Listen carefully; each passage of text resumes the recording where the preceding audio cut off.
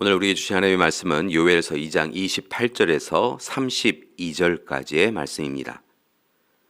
그 후에 내가 내 영을 만민에게 부어주리니 너희 자녀들이 장래일을 말할 것이며 너희 늙은이는 꿈을 꾸며 너희 젊은이는 이상을 볼 것이며 그때 내가 또 내 영을 남종과 여종에게 부어줄 것이며 내가 이적을 하늘과 땅에 베풀리니 곧 피와 불과 연기 기둥이라.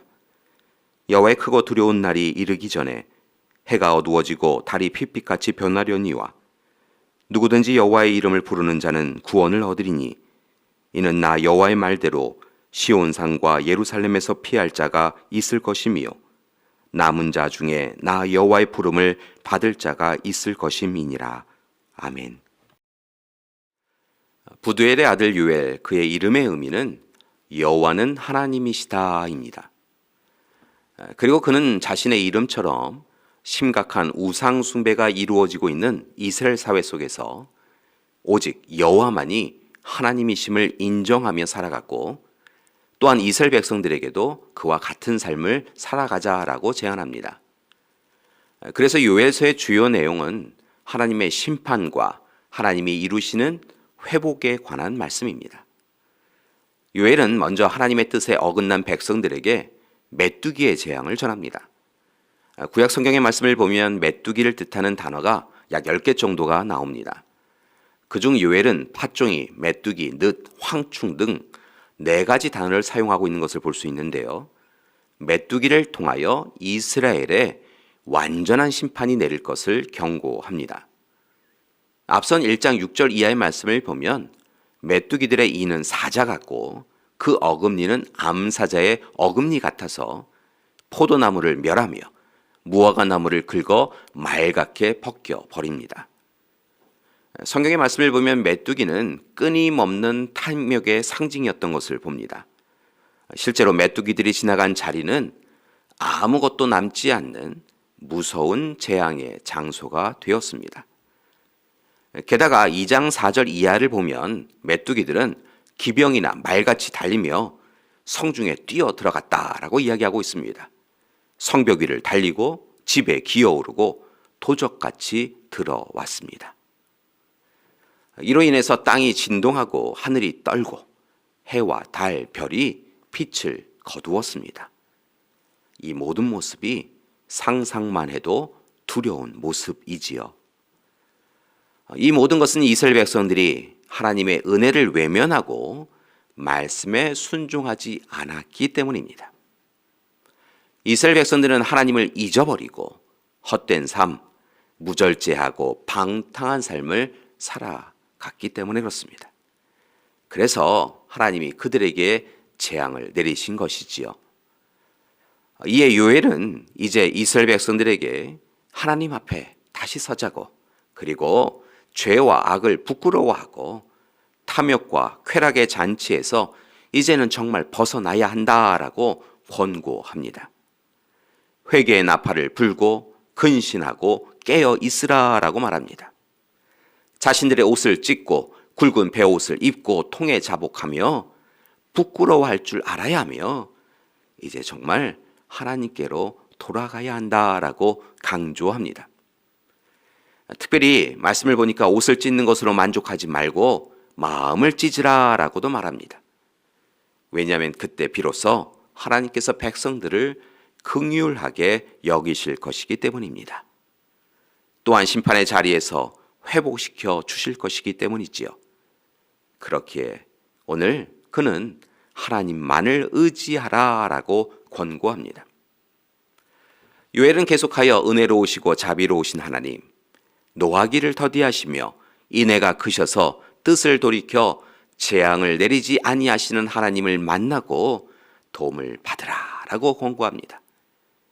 그리고 마침내 이스라엘 백성들이 한자리에 모여 회개의 눈물을 흘리며 예배를 드립니다. 또한 하나님께서 백성들의 기도에 응답해 주셔서 소망의 말씀을 허락해 주시지요. 자신의 뜻을 돌이키는 바가 없으신 하나님께서 오직 인간을 사랑하시기에 자신의 뜻을 돌이키십니다. 하나님이 자신의 뜻을 돌이키십니다.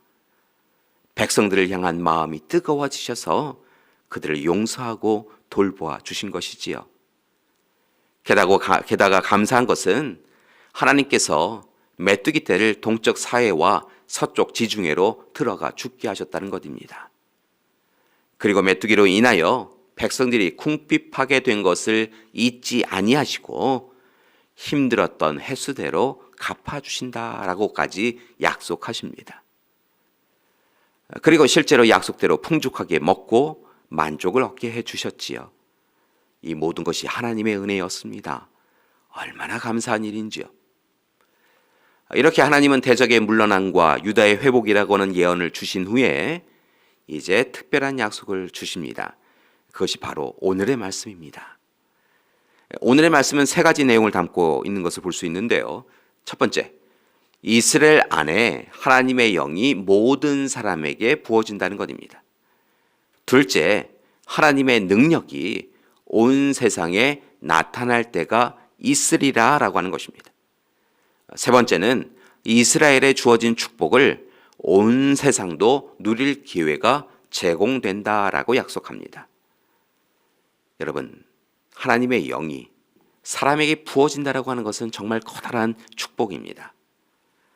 그리고 감사한 것은 거룩한 영을 통하여 모든 사람이 예언하는 현상을 경험합니다. 또한 하나님의 능력이 모든 곳에 나타납니다. 특별히 하나님의 이름을 부르는 자, 그리고 하나님께서 이름을 부르시는 자, 물론 그 둘이 같은 사람이 되겠지만 하나님께서 그들에게 구원을 허락해 주신다라고 약속하십니다. 교회 여러분, 따라서 이제 우리가 하나님의 특별한 은혜에 사로잡히기 원합니다.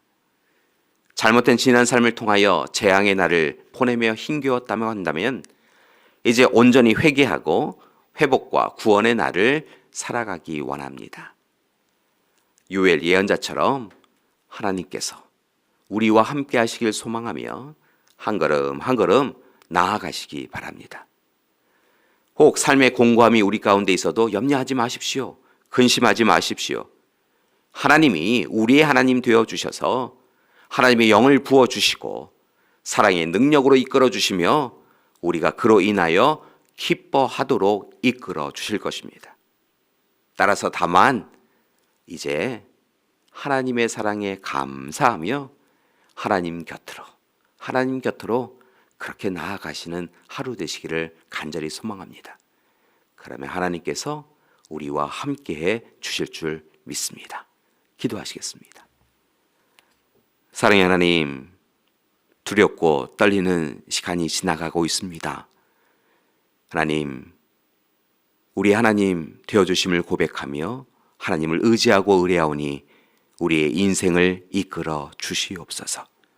그리하여 오직 말씀이 허락해 주신 소망과 발행과 희망이 우리 가운데 있도록 도와주시옵소서.